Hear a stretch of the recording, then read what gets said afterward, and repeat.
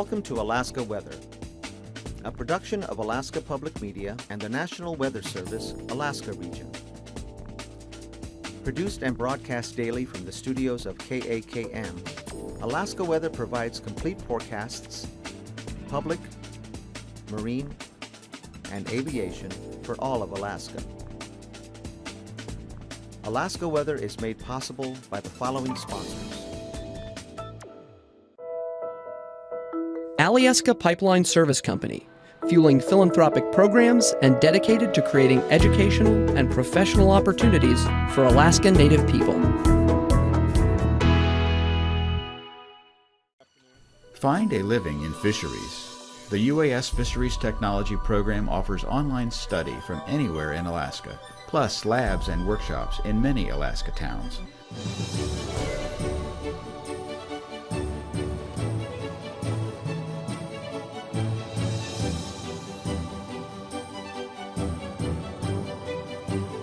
Is most likely a chum.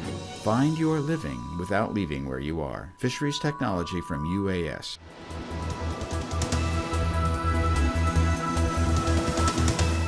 The National Weather Service.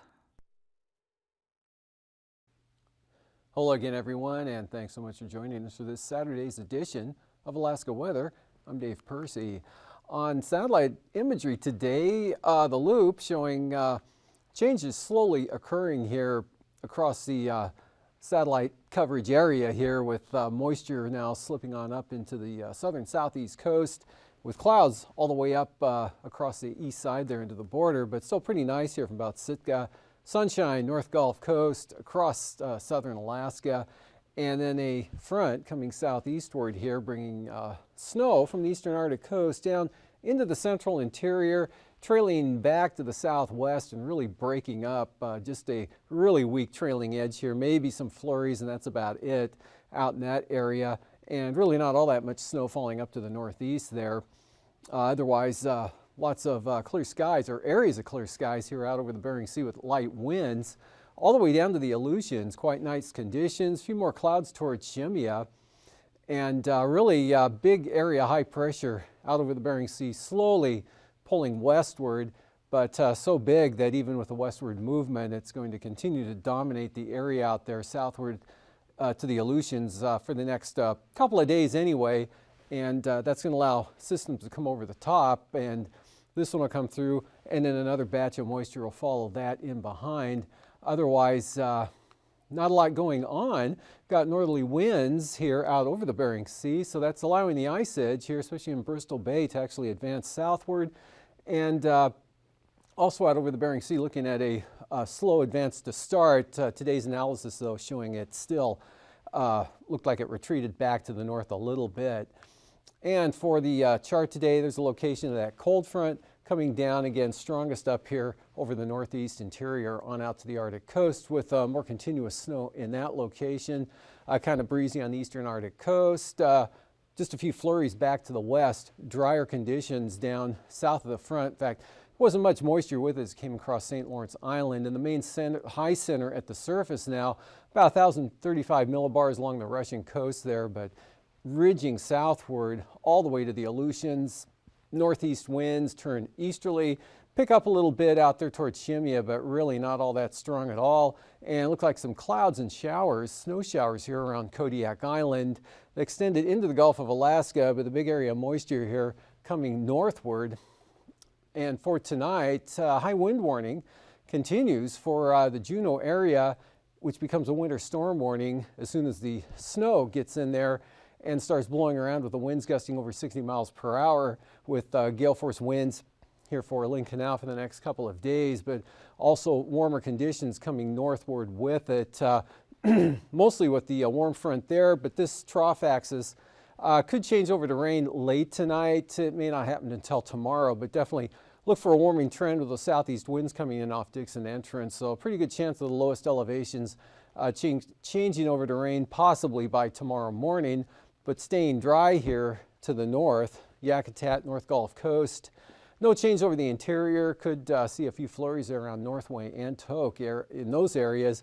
Partly to mostly cloudy, though, all the way up to the Brooks Range, and some of this moisture slipping southward or south of the mountains there into the Yukon Flats. So snow from Arctic Village back to Chandler and Anaktuvuk, all the way out to Kivalina, with this portion of that next front coming through. The first one really washing out, and then northeast flow keeps it pretty nice along the southwest coast here, on out into the Bering Sea, looking at VFR all through these areas tonight, definitely for the North Gulf Coast and most of the Bering Sea and the Aleutians as well. As you can see, no precipitation in the forecast here for Shimya or any of the Aleutians until you get north of the Bering Strait there with that weak front.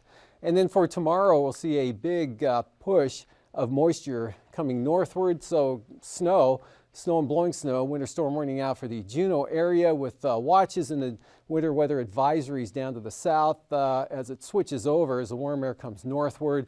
Front roughly in about this position tomorrow afternoon around 4 p.m. with the daylight change that's going to take place tonight. So anyway, that'll be gradually lifting northward, but it'll definitely stay in the form of snow over the northern panhandle with the gusty winds through tomorrow with the rain snow line. Looks like lining up about Port Alexander to Sitka, eastward to Wrangell or possibly Petersburg. South of there, better chances of rain, warmer temperatures, and gusty southeast winds with gales for Stevens Passage. And then for Monday, actually a couple of them come up. It's kind of a series rolling up. The first one ends up over there, and then another one rolls up into about this position by Monday afternoon, another one following that, so into a prolonged period of precipitation here. Rain in the south, a mixture through the central panhandle. Looks like mostly snow to the north with snow into Yakutat, possibly even over to the Wrangell Mountains backing in from the east, and then cutting off around Cordova or so. So Prince William Sound, mostly cloudy, becoming mostly sunny, or just flat out sunny here for south central Alaska with this pattern in the Gulf, or the low in the Gulf of Alaska, downsloping winds off the Alaska Range, and quite a gradient here through the southwest interior in Bristol Bay. So it looks like gale force winds for the Barren Islands back into Kamishak Bay, or for Monday afternoon, probably 40 knots or so for the Barrens, and channeled past winds here down into Bristol Bay with gusty winds along the southwest coast into the Alaska Peninsula, but not all that strong. Probably just the Castle Cape to Sitkinak will be seeing some minimum gales with small craft advisories back to the west. Dry conditions though, some sunshine and chilly temperatures, but not all that cold. Northeast dry flow, you can still see high pressure dominating the Bering Sea west of St. Lawrence Island. So sunshine, afternoon sunshine all through this area right up to the north slope. This system with an upper trough starting to push down into the interior, and so a swath of snow will be seen with that roughly developing into this position by Monday afternoon, all the way down maybe to the northern Kuskokwim Valley areas, and then another one starting to bear down on the Arctic coast probably for tomorrow night or Tuesday. And temperatures this afternoon up along the Arctic coast, lower to mid-teens for the most part, except west side there, Cape Lisburne up to 25, and on the east side, Kaktovik, 23 degrees. Arctic Village 8 above, Anaktuvuk 16. Bettle's the same temperature as well as Ambler, 21 at Fort Yukon, about that over at Fairbanks there, but Delta just 13, 16 at Tanana, and upper teens and mid-20s here along the northwest coast. That's Kotzebue with 21 above, 24 at Nome, Unalakleet 21, right at the freeze mark there for Savunga, and McGrath had 19. Otherwise up to 35 Talkeetna this afternoon, lower 20s for the deltas, but up to 30 at Macoriac. And the next chart here showing the southeast coast, upper 20s to lower 30s. Yakutat, Cordova right at 30 degrees, Portage 28, Kenai 27 with a 33 at Yakutat, and 16 Gulkana. Upper 20s, lower 30s for Bristol Bay, lower 30s Kodiak, and mid 30s for the Alaska Peninsula, into the upper 40s. Atka up to 48 degrees this afternoon, but just 30 at St. Paul and St. George. For the lows for tonight, out that way, mid 30s for the Aleutians, upper 20s, Pribilofs, lower 20s toward the Bering Strait, and then single numbers here through the northwest, in the teens over the southwest, 25 to 32 below for the eastern interior tonight, and then teens to mid 20s for the panhandle. Some areas colder in the wind sheltered locations, but again, moisture coming northward. That's going to really keep the temperatures from falling at all over the southern areas. And then for tomorrow, warming into the mid-30s to maybe even near 40 tomorrow afternoon here over the southern southeast coast like Heidelberg and Metlakatla. Mid-20s to the north, edging above zero here over the eastern interior, and right around zero there for the central Arctic coast. Warmer either side. 20s here over the southwest to the 30s for the Aleutian or the Alaska Peninsula into the lower 40s. And flying weather tomorrow, definitely, or for late tonight, definitely some IFR probably will be showing up there by tomorrow morning over the southern areas, rapidly spreading northward. VFR here over the interior. And then for, PM1, I guess, disappeared. Anyway, for Anaktuvik, marginal VFR again with the moisture up there. Same forecast for Adigan. And for Lake Clark and Merrill, another VFR day coming up, just like today, also for rainy Lake Clark and windy. Isabel, VFR, Mentasta, VFR, and Tanita, no change from today. Portage, VFR again. Chilkoot and White, though, that's where the big change that's going to occur. Starting out VFR, rapidly falling to IFR, definitely by this time tomorrow afternoon. And for the freezing levels, not much to look at here, although 2,000 feet coming back up toward, well, across the Queen Charlotte. This is for late tonight and early tomorrow at the surface right over Prince of Wales Island. That'll all be advancing northward here over the next couple of days. Upper level high out to the west, 4,000 foot freezing levels out there. Icing, none out to the west. Arctic coast, areas of light to possibly moderate rime icing of about 2,000 feet. Bigger area, bigger thread here coming northward across the panhandle above about 4,000 feet. And for the upper level wind flow chart, 33,000 feet southerlies, 120 knots, driving that warm air northward and all the moisture. Upper level trough right over Yakutat, northeast flow around the big high that remains over the Bering Sea. And for 9,000 feet, pretty good winds here, up to 50 knots. Pretty windy on the southwest interior. Out to the coast, 30 knotters all the way to the Fox Island central Aleutians. And southeasterlies, 55 knots, rolling up across Dixon Entrance into the southern panhandle. 3,000 foot winds, 30 to 40 knots here associated with that storm coming northward, up to 35 knots for the North Gulf Coast there. And 15 to 25. Southern Alaska, pretty light to the north, and Arctic coast not all that bad. Northeast winds 20 to 25 here. Kotzebue Sound all the way down to the Pribilos, maybe 30 knots, and then dropping back to 15 over the western Aleutians. Turbulence-wise, with that northeast flow, occasional moderate chop here from Dillingham right up there into about Tooksuk Bay. Light to isolated moderate chop on out to the Aleutians, and then with the wind, definitely moderate chop, possible anywhere, maybe even isolated severe for small aircraft for the panhandle. And after the break, I'll be back with a look at the marine forecasts.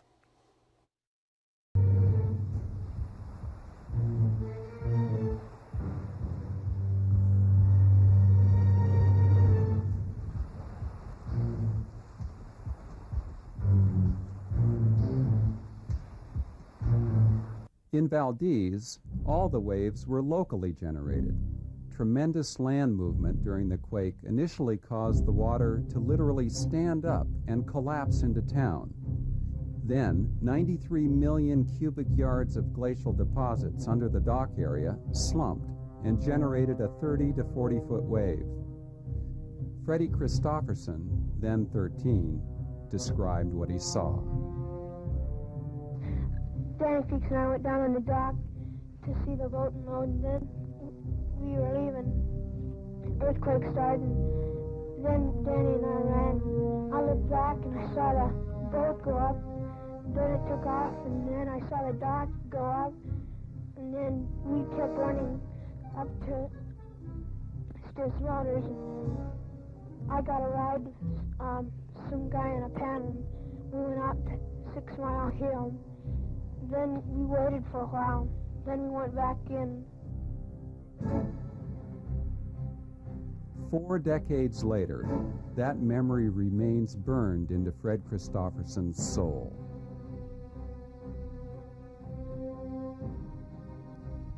It was the biggest, blackest wave that I'd ever seen.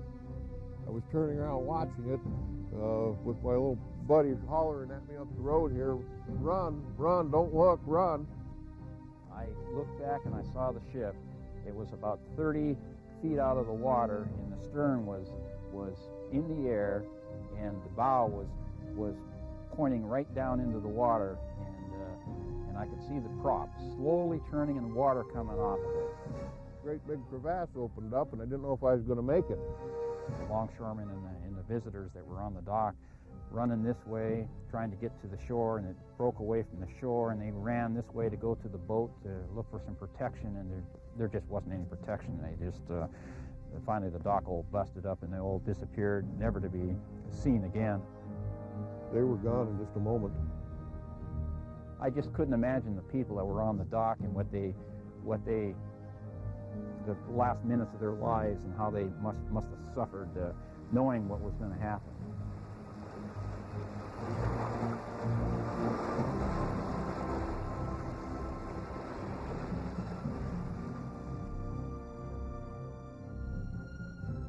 A short time later, at the far end of Port Valdez, the Chute Bay glacial moraine above and below the waterline avalanched and collapsed into the bay.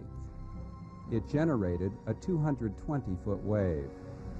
It was the tallest wave recorded anywhere during the '64 quake. Delbert Ferrier and his father were in a skiff a short distance away when the monster passed by.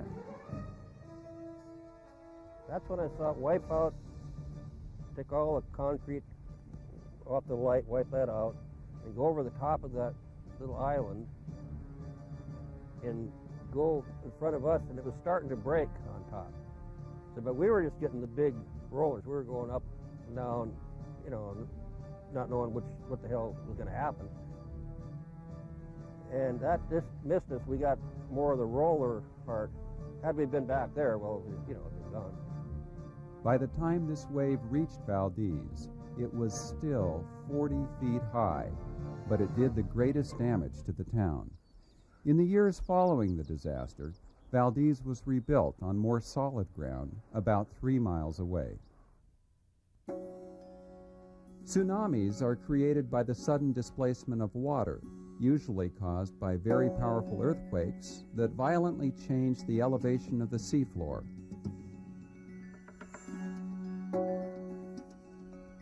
Tsunamis also can be caused by above or underwater landslides, which are often generated by earthquakes. Though far less likely, tsunamis may also be caused by the eruption of submarine volcanoes, meteor impacts, or nuclear explosions. When a tsunami is generated in the open ocean, the water is so deep that the wave is barely detectable, maybe no more than a foot high at the surface. But it can travel across the ocean at jetliner speeds of 500 to 600 miles per hour. As that same wave reaches shallower water, it will slow down to about 1/10 of the speed and may grow more than 10 times in height. If the lower part of the wave reaches shore first, the incoming surge may actually be preceded by water flowing out to sea, exposing the ocean bottom or emptying channels and even huge bays. Most think that a tsunami appears as an enormous cresting wave, but in fact, most tsunamis come in as a fast-moving surge of water, like a monster high tide in fast motion. In addition to the 1964 tsunamis, 2 other tsunami events in Alaska stand out. In 1958, the highest tsunami recorded in modern history occurred in Lituya Bay in southeast Alaska. An earthquake dislodged a huge chunk of a mountain, which crashed into the bay. The impact created a wave that splashed 1,700 feet up a mountainside, completely denuding a slope of all trees and soil. One fisherman was killed when the wave swept his boat out to sea. In 1946, a strong earthquake in the Aleutian Islands that probably generated an underwater landslide created a huge tsunami that wiped out the Scotch Cap lighthouse, perched 40 feet above sea level. 5 people were killed. This same wave traveled silently and undetected across the Pacific Ocean to the Hawaiian Islands, where it killed another 159 unsuspecting people. It was this disaster that led to the formation of the Pacific Tsunami Warning Center. The U.S. National Tsunami Hazard Mitigation Program is the educational program in which communities are advised that they in fact live in an area in which tsunamis might be expected sometime in the future to attack, and to educate the population that in fact there may not be much warning time. And this particular program is a partnership between three agencies, U.S. Geological Survey, seismologists expertise, NOAA, which is oceanographic expertise, and FEMA, which is mitigation expertise. So those are the three partners that are working on the federal side. On the state side is the 5 states affected. That's Alaska and Hawaii, Washington, Oregon, and California. Here at UEF, at the Geophysical Institute, we are involved in 3 of the aspects of this national program. Those consist of warning, risk assessment, and risk mitigation. The warning aspect that we participate in, it uses seismology. At the Geophysical Institute, scientists monitor earthquake data from several hundred seismic sensing stations across Alaska. When a seismic disturbance occurs, this data is instantly transmitted to the National Oceanic and Atmospheric Administration's West Coast and Alaska Tsunami Warning Center in Palmer, Alaska. Scientists on 24-hour call quickly analyze that data, along with data from their own network of sensors, and decide whether or not they should issue a tsunami warning. When we see a large earthquake has occurred and it's occurred near the coast, we'll issue a warning to those who could be affected by the wave within a certain amount of time. And then we'll monitor the wave to see if it really was dangerous or not, and if it was dangerous, then we'll expand the warning to all the people that it may be dangerous for. Welcome back. Looking at the sea ice analysis, not a lot of change at this angle here, or at this scale. You can see from yesterday, but it retreated back a little bit to the north from yesterday. However, down over Bristol Bay, colder northeast winds there actually looked like it advanced a little bit. And with northerly winds now out across the area there, this will probably gradually shift southward a little bit here over the next 3 to 5 days, and then definitely by Thursday we'll start seeing southerly winds, especially here back to the west up towards St. Lawrence Island, breaking in once again. And then for the marine forecast, north 40, heavy freezing spray, northern Lynn Canal, gusts 60 knots in the forecast, dropping back to 30 knots. Stevens Passage, southeast gales for Clarence Strait, east-southeast gales on the south coast, northeast 25 to 35 to the north. And then for Monday, no change for Lynn Canal, same pattern there, but southeast winds now working up into Stevens Passage at 30 knots, and south to southwest 20 to 25 on the south coast, west 25 in the central coast, northeast 25 to the north. Excuse me. And for Prince William Sound, light northeast winds or north-northeast there, Cook Inlet 20 knots south of the Forelands and Shelikof Strait, 15-knot winds there for the North Gulf Coast to Kodiak. And then for Monday, more of a gradient here. Looks like 40-knot northwest winds for the Barrens, dropping back to 25 for Kachemak Bay and Shelikof Strait, as well as Kodiak. Light winds, northeast 15, maybe some higher gusts Prince William Sound. And for Bristol Bay, north 15 tomorrow, turn northeast at about 20 here for the Alaska Peninsula. 6 to 8 foot seas. Castle Cape to Sitkinak, north at 15. And then for Monday, look for the gales to kick in here again, especially up towards Sitkinak, 35 knots, otherwise dropping back to 25 for the Alaska Peninsula, northeast on the Bering Sea side, and a pretty brisk north wind there for Bristol Bay. For the Aleutians out here to the west, 25 knots towards Shemya, and northeast 20 to 25, Adak and Atka, all the way to Unalaska Island. And then on Monday, more of a northerly wind here blowing across Unalaska Dutch Harbor. No change here into the Aleutians. Kind of light now, 15 to 20 for the central Aleutians, 20 knots for the far western zones. And then north to northeast at 20 for the southwest coast, northeast 20 for the Pribilofs tomorrow, 15 for St. Lawrence Island to St. Matthew Island. And then for Monday, even lighter winds in store for there, high pressure holding, north 10, St. Lawrence Island, 15 knots until you get south of Nunivak Island. Then you're looking at 20 knots, but still not strong enough for brisk wind advisories, north 20 for the Pribilofs. Arctic coast there, 20 knots, pretty general westerly wind at roughly 20 knots, give or take. the entire stretch of the coastline to demarcation point. And then southerlies or variable here for the Cape Beaufort to Cape Thompson, and pretty light there even all the way down to the Bering Strait.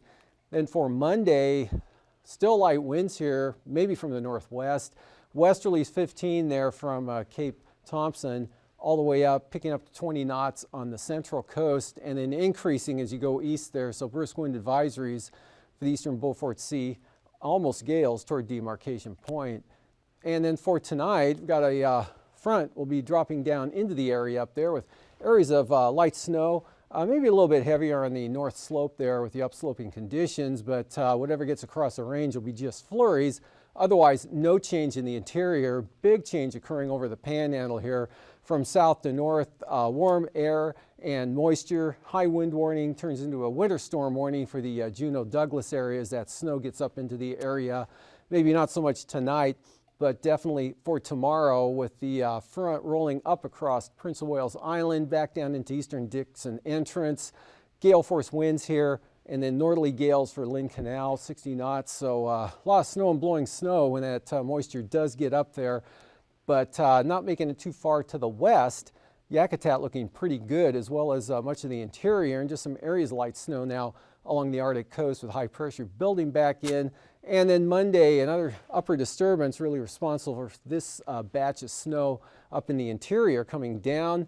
Pretty windy here, Bristol Bay and the Alaska Range areas with low pressure in the Gulf. Lots of moisture rolling into the southeast coast, holding on to snow there for the northern panhandle, but rain heavy at times down to the south, and high pressure holds over the Bering Sea. These forecasts are to be used for planning purposes only. Call 1-800-WX-BRIEF for a formal pre-flight briefing. Always file a flight plan before you go flying. The U.S. Coast Guard Auxiliary urges you to leave a float plan with a friend or the harbor master before you go boating. Alaska Weather is made possible by the following sponsors.